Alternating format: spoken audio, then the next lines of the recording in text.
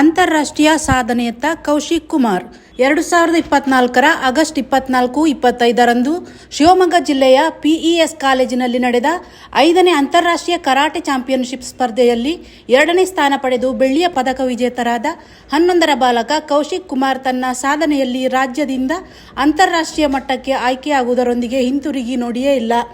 ಇಲ್ಲಿಯವರೆಗೆ ಕಂಚು, ಬೆಳ್ಳಿ ಹಾಗೂ ಚಿನ್ನದ ಪದಕ ಪಡೆದು ಮುಂದೆ ಮೇ 2026ರಲ್ಲಿ ಇಂಗ್ಲೆಂಡ್ನಲ್ಲಿ ನಡೆಯುವ ಕುಂಗ್ಫು ಸ್ಪರ್ಧೆಯಲ್ಲಿ ಭಾಗವಹಿಸಲು ಭಾರತದ ಪರವಾಗಿ ಆಯ್ಕೆಯಾಗಿರುವುದು ಗರಗಂದೂರು ಗ್ರಾಮ, ಕೊಡಗು ಜಿಲ್ಲೆ, ಕರ್ನಾಟಕಕ್ಕೂ ಸಂತೋಷದೊಂದಿಗೆ ಹೆಮ್ಮೆಯನ್ನು ತಂದಿದೆ.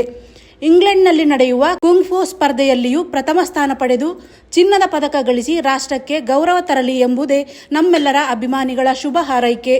ಕೌಶಿಕ್ ಕುಮಾರ್ ಗರಗಂದೂರು ಗ್ರಾಮದ ಕುಯ್ಮುಡಿ ಚಂಗಪ್ಪ ಆಶಾ ದಂಪತಿಗಳ ದ್ವಿತೀಯ ಪುತ್ರ. ಹಾಲಿ ಐಗೂರು ಸರ್ಕಾರಿ ಪ್ರಾಥಮಿಕ ಶಾಲೆಯಲ್ಲಿ 6ನೇ ತರಗತಿ ವಿದ್ಯಾರ್ಥಿ. ಕುಂಗ್ಫು ಮಾತ್ರವಲ್ಲದೆ ಮಿಕ್ಸ್ ಬಾಕ್ಸಿಂಗ್, ಕರಾಟೆ, ಕಿಕ್ ಬಾಕ್ಸಿಂಗ್ನಲ್ಲಿಯೂ ಪ್ರಾವೀಣ್ಯತೆ ಪಡೆದು ವಿವಿಧ ಪದಕಗಳನ್ನು ತನ್ನದಾಗಿಸಿಕೊಂಡಿದ್ದಾರೆ.